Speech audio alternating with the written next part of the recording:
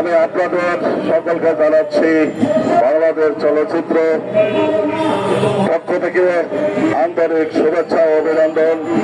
উপস্থিত জাতীয় কেন্দ্রীয় নেতৃবৃন্দ, অনেক যারা উপস্থিত আছেন সকলকে জানাই আন্তরিক ধন্যবাদ।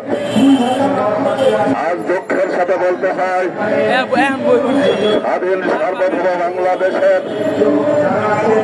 স্বাধীনতার স্বাদ আজও আমরা পেয়েছি বলে আমি বিশ্বাস করি না। স্বাধীনতার ৫৩ বছরে আমরা কি স্বাধীনতা স্বাদ পেয়েছি ভাই?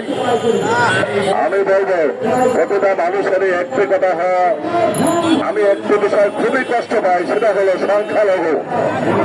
আমি বিশ্বাস করি আমি বাঙালি, আমি বাংলাদেশি, আমি বাঙালি এবং বাংলাদেশের বাইরে সংখ্যালঘু শব্দটি এদেশ থেকে চলে যাওয়া উচিত।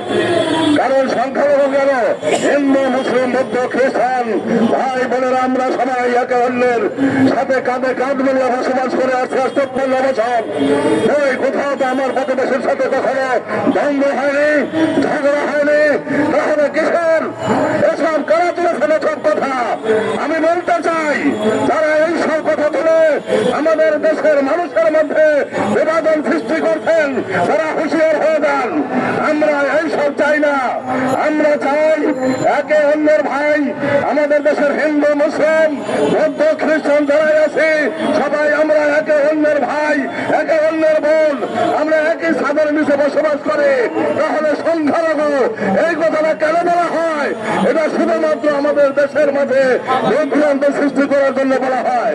আমি বাংলাদেশের জাতীয় নেতৃবৃন্দকে বলতে চাই, আপনারা এদেশ থেকে এই সমস্ত দালাল চক্র যারা বহির্বিশ্ব থেকে এদেশে আপনার মাটিতে বসে, আপনার পাশে বসে, আপনার ঘর চেপে বসে এই সমস্ত দুর্বৃত্তায়ন চালাচ্ছে, তাদের বিরুদ্ধে সবাই আন্দোলন করে তুলুন।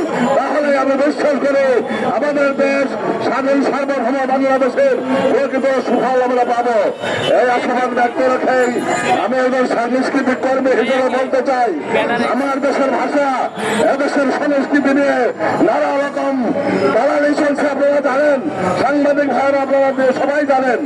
আমাদের দেশের এই চলচ্চিত্র থেকে শুরু করে, আমাদের দেশের টেলিভিশন মিডিয়া থেকে শুরু করে সমস্ত সাংস্কৃতিক অঙ্গন আমরা অগ্রাসের শিকার। আমি বলতে চাই আমাদের দেশের মানুষ, আমার দেশের সংস্কৃতি, আমার দেশের ভাষায় আমাদের জাতীয় ঐতিহ্য, এই ঐতিহ্য রক্ষার দায়িত্ব আমাদের সকলের।